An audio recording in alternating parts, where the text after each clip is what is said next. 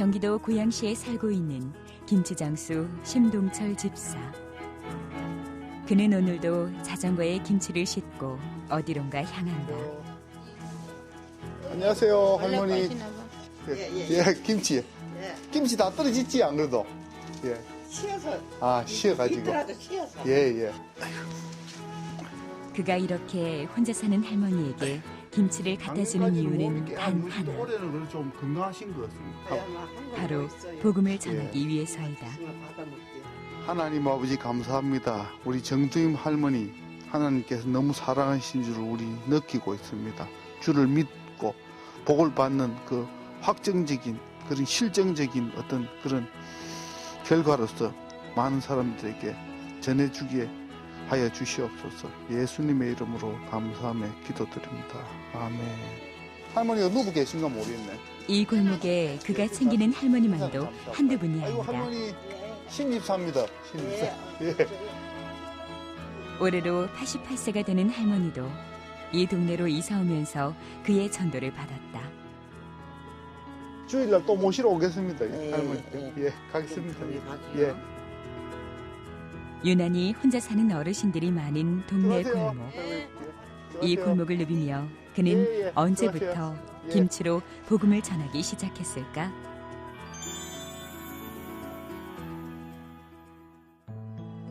(90년대) 말 IMF라는 금융위기가 불어닥치자 승승장구하던 그의 사업도 연쇄부도를 맞게 된다. 1999년 12월 22일 날 제 하던 사업이 부도가 났습니다. 그때는 그 인테리어 사업을 해가지고 모든 형편이 괜찮았어요. 근데 그 부도 사건을 이유로 인생의 완전한 이제 이 패망의 길로 접어들었다고는 할까요? 그래서 모든 사람들의 신망을 잃고 돈도 다 잃고 건강도 사실 말해 바다 끝까지 갈 정도로 어렵게 됐었습니다. 그래서 그때부터 경찰의 수배를 받게 되고 그 사채들한테서 채권자들한테서 제가 사실은 굉장히 쫓기게 됐습니다.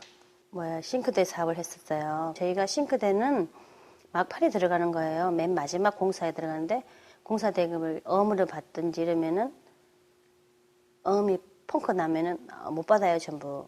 건설회사가 하나씩 망가지니까 같이 망가지는 거죠. 거래처가 다 망가지니까. IMF는 하루아침에 그의 인생을 송두리째 뒤바꿔 놓을 만큼 거세게 휘몰아쳤다. 편안한 삶이 쫓기는 삶으로 바뀐 것이다. 일상이 굉장히 힘들었습니다. 뭐 신경이 날카로워져 있을 거 아닙니까? 매일 하루에 30통, 20통 독촉 전화 받아보십시오. 그리고 형사는 언제 출두할 겁니까? 파출소로. 왜냐하면 수배가 내리지으니까. 예, 곧 가겠습니다. 예, 수표 다 해소해 갈 테니까 형사님 조금만 기다려 주십시오 하지만은 돈 구할 때는 없었습니다, 사실은. 제가 이렇게 눈 감고 있으면 아침에 안 왔으면 좋겠다는 생각이 들 때가 참 많았어요. 그때 당시. 그만큼 힘들더라고요. 범죄자들 있잖아요. 쫓기는 사람들은 굉장히 불안합니다.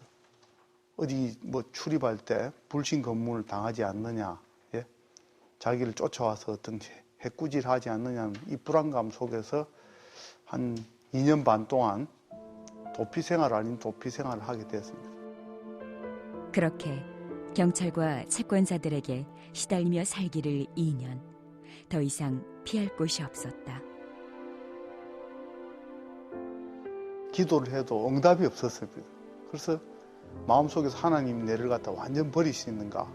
근데 2년 반쯤 돼가지고 지났을 때 채권자 한 명이 나를 양재동 어느 곳에 좀 보자. 그럼 당신 빚을 다 갚아주겠다. 단 조건은 당신 집사람을 꼭 같이 데리고 나왔나. 그래서 전 순진하게 야 우리는 참 착한 사채를 만났다. 갔는데 앉자마자 이 친구가 어디다가 핸드폰을 전화하더만은 1분도 안 돼가지고 백차가 도착했고 당신 신분증 좀 봅시다. 그런 이야기를 저는 순진하게 하나님이 제 빚을 갚아러 주러 왔던 이 순진한 생각 가지고 저는 여기 사채하고 합의를 보기로 왔으니까 저기 앉아 계신 분한테 가보세요. 저는 아닙니다 했더만은 그 자리에서 집사람 보는데 이 수갑을 차고 이 파출소로 끌려가가지고 그날 은평경찰서로 제가 이송이 됐습니다. 아내 앞에서 채워진 수갑. 늘 자신감이 넘치고 당당했던 그로선 참기 힘든 순간이었다. IMF 오기 전에 제가 부엌가구 사업 인테리어를 했습니다. 그때 돈으로 평균 수입이 한 1,500만 원, 2천만 원, 월 수입이. 그럼 요즘 돈으로 하면 한 5천만 원에서 한 6, 7천만 원 정도. 그때는 아마도 교회를 다녀도 뭐 주변 사람을 갖다가 이렇게 돌본다. 예. 주님의 일을 갖다가 한다. 이거보다는 아, 복 받았구나. 하나님 주신 복이니까 열심히 잘 쓰자. 나 자신과 가족을 위해서 이 정도 이제 생각했던 것 같아요. 매해 가파른 성장 곡선을 그렸던 그의 사업. 그러나 사업의 성장과는 달리 그의 마음은 허무감으로 가득 찬다. 그때 별로 행복하지 못했던 것 같아요. 허무한 생각이 자꾸 드느냐. 왜 우리 집 사람하고 이렇게 평화로운 이렇게 상태가 아니고 계속 갈등 관계에 있느냐. 심리사는 좀 욱하는 성격이 있어요. 근데 저는 또 제가 고집이 세기 때문에 제 주장을 갖다가 낮추고 얘 우리 어머니처럼 시어머니처럼 순종하는 그런 형은 아니거든요. 근데 뭐 한 번은 이제 우리 집 사람하고 말다툼 해가지고 뺨을 갖다가 때렸는데 고막이 나갔어요. 돈으로도 채워지지 않는 허전함 때문이었을까. 부부는 물질의 풍요에도 불구하고 잦은 싸움을 하게 된다. 그리고 이어서 찾아온 이혼의 위기. 각서를 쓰라고 그러더라고요. 그래서 각서 그대로 썼지. 부르는 대로 때렸으니까 내일 11시 반에 만나자. 그리고 만일에 안 나타나면 평생 자기 말 듣고 살아야 된다. 우리 집 사람이 무용을 해놓으니까 중학교 2학년 때부터 앉아서 공부한 적이 없으니까 영어 공부를. 각서 다시 좀 주보라고. 제가 11시 30분 뒤에다가 있잖아요. AM 안 쓰고 PM 썼어요. PM. AM이 뭐 오전이고 PM이면 오후인데 밤 11시 30분이잖아요. 아무리 힘들어도 가정만은 꼭 지키고 싶어 했던 심동철 집사. 그의 재치로 이혼의 고비는 넘기게 되지만 저 사실 말해가 제 인생의 결정적인 순간에 결혼이라는 걸 택하게 됐어요. 왜냐하면 사랑하는 사람하고 사는 게 행복할 것 같아가지고. 그런데 결혼하니까 점차적으로 이게 내가 바랬던 결혼 생활, 인생의 행복이 아니다는 그 허망한 생각 있잖아요. 가정이 붕괴되거나 흔들리면 사업이든 사회적인 명성이든 모든 게 헛것이지 않겠느냐 하는 그런 이제 생각이 드네요. 아마도 그게 이제 원천이 흔들리니까 사업이 잘 돼도 뭐 하느냐. 많은 기업인들 중에 이 성공한 기업인들 중에서도 사업은 잘 됐는데 가정이 흔들려가지고 인생에 성공했다고 이제 스스로 생각도 못하는 분들이 많은데. 많은 물질을 손에 쥐었지만 그의 가정은 대신 행복을 잃어버려야 했다. 그렇게 가정은 흔들리기 시작한다. 35살쯤 되는 8월달 가까이쯤 됐을 때 오솔길을 거니는데 그래서 환상이 쫙 보이는데 내가 70살 됐을 때도 이런 허망한 생각이 들면 어떡하지? 혹시 이게 인생의 정상인 줄 알고 차지했는데 마치 어떤 등산가가 히말라야 꼭대기 올라가 이게 정상이 아니다는 이 시비에 휘말리는 것처럼 그때 내가 인생에 있어가지고 허물을 느끼면 어떡하지 하는 생각이 와락 닥쳐 들은 거예요, 사실은. 내가 아기 키우고 내가 막 한다는 게 그 내 갈급함에 내가 너무 힘들었기 때문에 남편을 돌아볼 여유가 없었어요. 친정집에서 너무 오야오야 커갖고 애들 키우고 뭐 집안일 하는 게 너무 버거웠어요, 저는. 불화가 끊이지 않았던 가정. 물질의 풍요에도 불구하고 영원히 공공했던 그때 하나님이 그에게 먼저 손을 내미신 것이다. 저희가 동네에 보면 여름학교, 성경학교가 있잖아요. 동네마다. 근데 우리 딸이 그 동네 여름학교를, 성경학교를 가더라고요. 애들 어울려서 이렇게 가니까 갔다서 하는 말이 아빠 엄마는 왜 교회를 안 가냐요. 거기서부터 노크를 당했나 봐요, 남편이. 이제 마음에 노크를. 동네에 있는 어떤 아주머니가 심 사장님 다음 주에 교회 같이 안 가실라냐고 했을 때 제가 그때 그 손을 버뜩 잡았던 것 같아요. 사실은 그분이 뭐 죄를 갖다가 뭐 열심히 전도해서 교회를 간 게 아니고 그분이 전도하기 전에 저한테 굉장한 인생에 앞으로 다가올 희망이 있잖아요. 가장 사랑하는 사람도 사실 말해가지고 이 관계도 헛것일 수도 있다. 영혼의 갈급함 때문이었을까? 처음 드린 예배에서 그는 놀라운 체험을 하게 된다. 처음 교회 갔을 때가 마침 8.15 광복주일이었습니다. 그때 광림교회 김선도 목사님 설교를 듣고 눈물이 짜르르 나더라고요. 두 눈에서. 내가 왜 이러나. 처음 온 교회에서 처음 설교를 들었는데 영혼의 강복이 오늘로 하나님이 잡았구나. 나도 언젠가는 이 강복을 맞았으니까 내 영혼이 하늘과 통일되는 거 있잖아요. 강복 다음에는 이제 이 민족이 통일되듯이 내 인생에 있어가지고 완전한 이 죄에서 풀려나고 우리가 요단강 건너갔을 때 천국에 갔을 때 하나님을 만날 수 있는 그 준비들을 해야 되겠다 생각을 갖다 했습니다.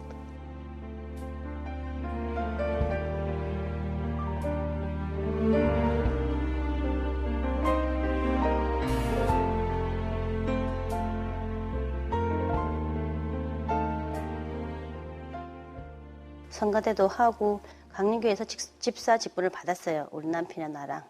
계절 새벽기도 있잖아요. 그런 새벽기도도 한 번도 안 빠지고 하여튼 자기와 약속은 철저하게 지키는 사람이에요. 92년부터 제가 교회 다니기 시작해가지고 99년도니까 한 7년 정도 다녔지. 제가 보니까 그때 한 7, 8년 됐으니까요. 제 스스로는 마음속에 내 영적인 각성이 있고 세움을 받았고 하나님을 만났다 생각했는데 아마도 그 어린 왕자에 나오는 그 마치 장님처럼 그 코끼리 다리를 잡고 그게 코끼리인 줄 잘못 알았듯이 그게 이제 제가 여태까지 만났던 피상적으로 그리고 나 자신을 위한 이 하나님을 갖다가 만났던 것 같아요, 사실은. 주를 위한 봉사에는 그 누구에게도 뒤지지 않았던 심동철 집사. 그러나 내면까지 온전히 바뀐 것은 아니었다. 무엇에다 중점을 주는가 틀잖아요. 우리는 1번 순위가 주님이잖아요. 그때는 1번 순위가 주님이 아니었던 것 같아요. 그러니까 만약에 1번이 교회 가는 주일을 가겠냐, 안 가는 친구와 약속이 있어서 어디 가겠냐 하면은 주일을 안 지키고 약속을 지킨다던가. 그러니까 지금은 주님이 1번이지만 그때는 2번 내지 3번이었을 것 같아요. 제가 보기에는. 외식하는 신앙 있죠, 왜? 그 정도의 신앙? 그때도 열심히 하긴 했어요. 근데 지금처럼 열심히 하지는 않았죠. 주님이 첫 번째가 아니라서일까? 겉으로 보여지는 모습과는 달리 가정은 아직 상처를 안고 있었다. 그럼에도 불구하고 교회 생활하면서도 갈등이 이제 이 피상적으로는 이렇게 좀 사라지고 뭐 치유받는 것 같은데 가장 내면에 서로 간에 이제 다른 길을 가고 있는 어떤 그런 측면에서는 화합이 되지 않았던 것 같아요, 보니까. 솔직히 이야기해서 저는 남편이 못 채워주는 거를 저는 쇼핑으로 다 채웠어요. 들어온 돈들을 저축도 하지 않고 자기 자신 그리고 자식들을 위해서 아낌없이 다 썼던 것 같아요.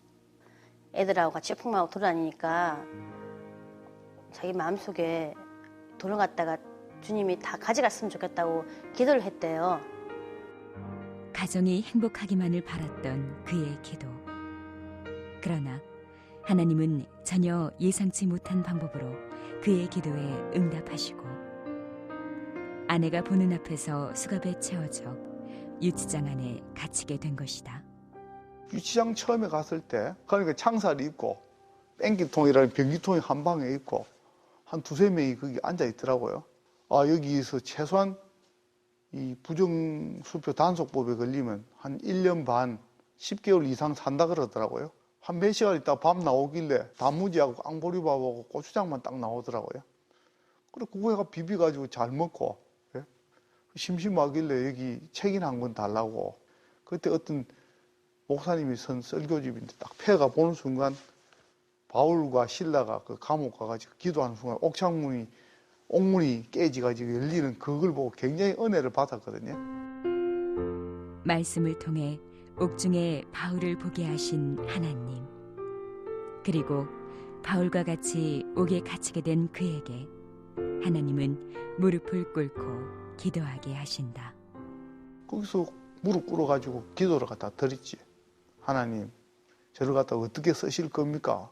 그 전에까지만 해도 부도가 나가지고 제가 하나님을 원망했을 거 아닙니까? 부도가 나니까 생각보다 돈이 없어지면 마음에 평화가 올 줄 알았는데 돈이 없어지니까 집사람하고 갈등이 더 심해졌을 거 아닙니까? 내 포켓에 있는 돈이 없어지기를 바라고 내 사업이 망했으면 혹시 집사람하고 이런 평화가 찾아올란가 했던 그 부질없는 기도를 했는가 보다 해가지고 한 2년 반 동안 굉장히 제가 고통받고 저도 이제 아이고 감내하기 힘들다는 이 마지막까지 왔을 때 하나님한테 원망하는 기도를 갖다 제가 하게 됐습니다. 감사보다는 원망이 많았던 기도. 하지만 그는 옥중에서 하나님께 더욱더 매달리게 된다. 그때 제가 안에서 기도하고 있는 순간에 우리 집사람이 친구들을 만나가지고 우리 심집사를 위해서 변호사비가 있어야 되는데 1,000만 원이 좀 빌려달라 했더만 많은 친구들, 형제들 이런 사람들이 외면을 했어요. 사실은 집사람이 면회 와가지고 유치장에서 당신 허살았네요. 친구들 잘못 사귀었어요. 그런 이야기 하더라고요. 제가 왜 이렇게 곤란한 상황에 빠지게 됐습니까? 하나님 저를 버리신 겁니까? 저 저주받은 겁니까? 그리고 저 회생 불가합니까? 모든 이에게 버림받은 것만 같은 절망적인 상황. 그때 그가 의지할 곳은 오직 하나님뿐이었다.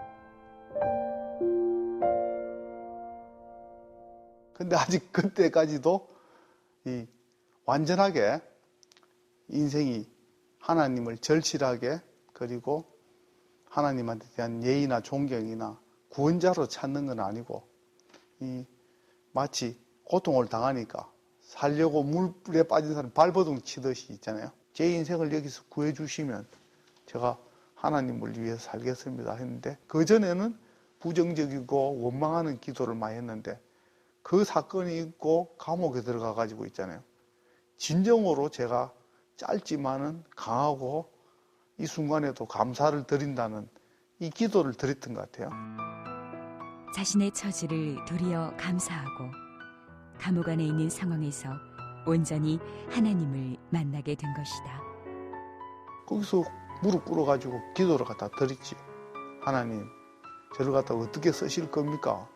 유치장 안에서 전도하라는 겁니까? 안 그러면 이 강력한 저희 사실 말해 결단과 기도를 들으시고 그대로 선한 것을 행동하기를 원하십니까? 그걸 물어봤더니 조금 있다가 나오라 그러더라고요. 그래서 하루 만에 이제 제가 출감하게 되지. 감옥 생활은 하루지만은 그 하루 사이에 하나님의 그런 결정적인 도움이 없었다면 제가 한 1년 반 정도 진짜 감방에 가서 인생이 사실 말해가지고 전혀 다른 이제 방향으로 갔을 수도 있는데 사람들은 다들 그걸 생각하잖아요. 기도하고 상황이 해결되면 뭐 우연히 그렇게 됐겠지 이 생각인데 저는 그때 인생의 완전한 터닝 포인트를 이제 하게 됐던 것 같습니다.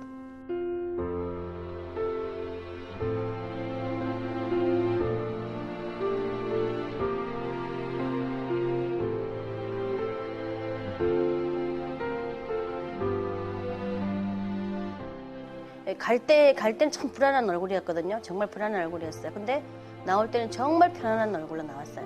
주님이 항상 옆에 계시다는 걸 자기가 아는 것 같아요. 지켜주시는 것 같아요. 동행하신다는 거. 고전에까지는요. 인생에서 하나님은 저한테 복을 달라는 그런 기복적인 기도를 많이 했던 것 같아요. 굉장히 단순한 이제 기도를 했던 것 같은데 감옥 가서 하루지만은 첫째는 감사한 마음이 들더라고요. 이 상을 갖다가 감사해야 되겠다. 자기 일에 빠져서 자기 일만 본인만 생각하고 그 믿고 나서부터는 남을 많이 배려한다나? 그리고 너 때문이다. 너 때문에 그렇다는 건 있는데 지금은 너 때문이 아니고 나 때문이니까. 하나님의 은혜 가운데 하루 만에 나온 감옥. 그러나 그때도 부도나 어음이 해결된 상태는 아니었다. 곤란이나 역경을 당하더라도 이 감당할 만한 시험 외에는 우리가 하나님이 허락하시지 않잖아요. 얼굴부터가 특이했죠. 먼저 딱 눈에 들어오죠. 자신감 있는 모습. 그리고 김치도 맛있게 전해주시고 맨 처음에. 그걸 잘 감내하니까 하나님이 큰 복이 있을 거라고 저는 그렇게 생각하고 있습니다. 그때는 조건부로 3개월 동안에 제 부도난 수표를 모든 걸 해소하지 못하면 다시 이제 감옥에 가는 그 조건부로 나왔었어요. 그래서 그때도 생활이 여전히 이제 불안했고, 이 기도할 수밖에 없는 상황에 있었으니까 그냥 무작정 일어나면 새벽에 가서 계속 이 자리에 앉아가지고 이청이 목사님 새벽 기도할 적에 하시는 말씀 듣고 그 다음에 묵상하고 또 기도하고 했었지. 40일이 지나도록 새벽마다 기도를 드리지만 어쩐 일인지 하나님은 응답을 하지 않으신다. 제 기도를 들어주신 하나님 그 목적이나 이유가 있을 건데 내를 어디에 쓰실 겁니까? 하는 계속 저한테 이 상태로는 안 쓰실 거지요. 다시 오랜 기도를 갖다가 했는데 별 응답이 없더라고요. 사실은. 하나님 저를 어떻게 해주겠다. 그런데 어느 날 계속 엎드려 가지고 기도하고 그래도 구체적인 생계 대책이나 물질이 있어야지 사실 말해가지고 하나님한테 대해서 이 은혜를 갚던가야 될 건데 어떻게 합니까 하는데 기도 중에 있잖아요. 김치라는 이 키워드가 딱 떠올랐습니다. 그 김치 장수를 해라. 아무리 생각해도 너무 뜻밖의 응답이었다. 김치 장수를 하라는 것은. 그래서 그는 하나님께 다시 묻는다. 다시 하나님한테 제가 물었지. 삿입에 거미줄이라도 치려면 뭐가 있어야 되는데. 그래서 하나님 있잖아요. 저보고 더욱 구체적으로 묻더라고요. 얼마 있는데? 그래서 제가 떳떳하게 이야기했지. 며칠 전에 친구가 나오래가지고 점심 먹고 가는데 차비하라고 3만 원 주는 거 있는데요. 그래서 3만 원과 무슨 김치 장수를 합니까? 물어봤을 거 아닙니까? 하나님이 그거 가지고 당장 배추 2포기 사가 담궈 하는 굉장히 이성으로는 이해하기 힘든 도저히 이해할 수 없는 응답이었지만 이미 하나님의 섭리를 경험했기에 그는 말씀에 순종하기로 결심한다. 물론 그날 당장 들은 건 아니고 계속적으로 기도할 때마다 그 생각이 떠오르고 하는데 이 사람이 성령의 사실 말에 충만함, 하나님의 임재하심이 뭐냐면 계속적으로 그 생각이 떠오르게 만드신다는 걸 깨달았습니다. 저는 반대했어요, 김치. 저는 꿈이 컸거든요. 남편에 대한 꿈이 컸는데 김치 한다니까 그게 받아들여지겠어요? 안 받아들여지. 13평 아파트에 싱크대 길이가 한 1m 채 안 됩니다. 거기에 앉아가지고 거기에 서서 김치를 담근다니까 그때 마치 저녁 시간이었으니까 우리 집사람하고 막 엉덩이가 부딪히고 하니까 얼마나 짜증이 났겠습니까? 그리고 제가 설득을 시켰지. 하나님 김치 장수하라는데 아마도 이거로 우리의 길을 열어줄 것이다 해가지고 제가 태어나서 처음 이제 김치를 담그는 겁니다. 사실은. 배추 2포기를 사가지고 배추 2포기로 시작된 그의 김치 사업. 그렇게 그는 하나님께 절대 순종을 하기 시작한다. 첫 달에 약 한 4박스 정도 팔았습니다. 팔았다기보다는 그냥 강제로 그냥 보냈지. 제 친구, 형님, 주변에 있는 사람들한테. 근데 그걸 소망으로 잡았다는 거는 하나님이 인도하심이 있다는 제가 여태까지 공부하고 사회생활하면서 이성적인 판단 있잖아요. 그거를 넘어섰지. 그게 제가 봤을 적에는 완전 한 일치된 순종 있잖아요. 절대적인 순종의 상황이 아니면 그런 일들을 못하는 거지 사실은요. 지금 와가지고 생각해보면 상당히 황당무계한 일이지.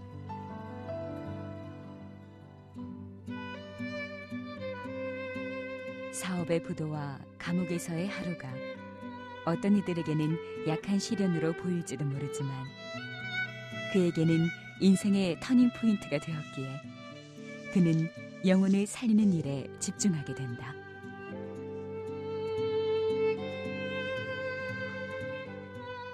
하나님께서 어떻게 하면 살아남을 수 있느냐 하는 질문을 스스로한테 던지게 만들었습니다. 네가 무릎 꿇고 기도해야지 살 수가 있다. 그래서 가만히 보니까요, 이 생자이기 이전에 있잖아요. 사람이 온 힘을 다해가지고 두 손을 이렇게 모아가지고 기도하는 형상이 제 눈에 이제 보이기 시작하는 거예요. 기도하다가 있잖아요.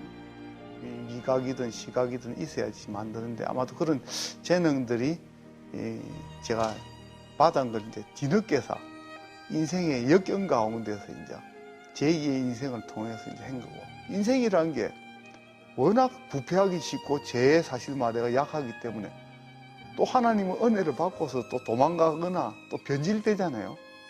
저는 다 됐다고 생각했는데 하나님이 덜 절였다고. 그리고 덜 절여진 배추에 양념을 바르면 그 다음날 뚜껑 열어보니까 양념이 전부 다 씻겨 내려간 거 아닙니까? 결국 베드로전서 5장 6절에 나오는 그러므로 하나님의 능하신 손에 겸손하고 잠잠할 때 있잖아요. 그때가 바로 하나님이 우리를 높이시는 때다.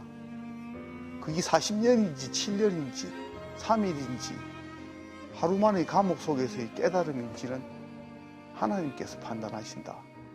그래서 우리는 그저 순종하고 있잖아요. 그 다음 일은 기쁜 마음으로 기대하고 기도하고 또 기다리면서 있잖아요. 우리가 기적을 경험하는 겁니다.